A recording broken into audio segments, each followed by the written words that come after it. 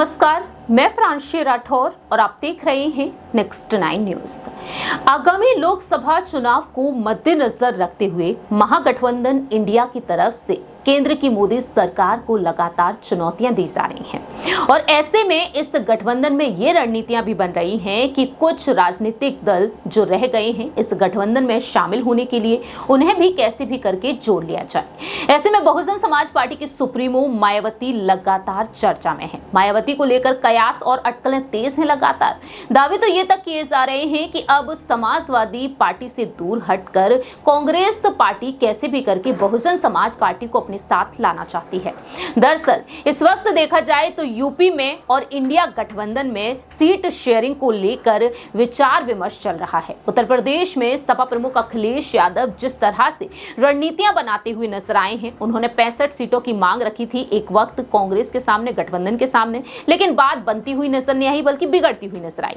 अब देखा जाए तो यहां पर अखिलेश यादव 30 से 35 सीटों पर चुनाव लड़ने को लेकर मांग करते हुए नजर आए हैं, लेकिन क्या अखिलेश यादव यहां पर आने वाले समय में इन सीटों पर जीत हासिल कर पाएंगे या नहीं। लेकिन दूसरी ही तरफ देखा जाए तो यहां पर सवाल उठते हैं मायावती के लिए। दरअसल जिस तरह से बहुजन समाज पार्टी की सुप्रीमो मायावती ने यह साफ कर दिया कि वह किसी भी दल के साथ नहीं जुड़ेंगी, वह अकेले ही अपने दम पर चुनाव लड़ेंगी। ऐसे में देखा जाए जो हाल ही में यूपी में नजर आया है कि आरएलडी प्रमुख जयंत चौधरी जो पाला बदल चुके हैं, बीजेपी की तरफ रुख कर चुके हैं, उनके बाद से देखा जाए तो अब कांग्रेस की रणनीति यह है कि दलित वोट बैंक को कैसे भी साधा जाए।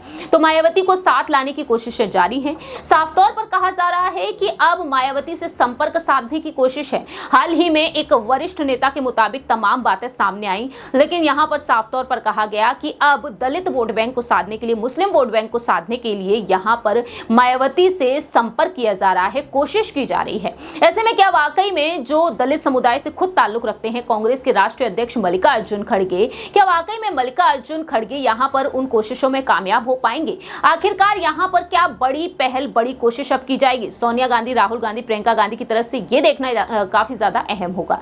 दूसरी ही तरफ आपको यह भी बता दें कि जल्द ही राहुल गांधी की भारत जोड़ो न्याय यात्रा यूपी की तरफ रुख करने वाली है और ऐसे में समाजवादी पार्टी से जो प्रमुख हैं अखिलेश यादव 14 सीटें ऑफर कर चुके हैं कांग्रेस को।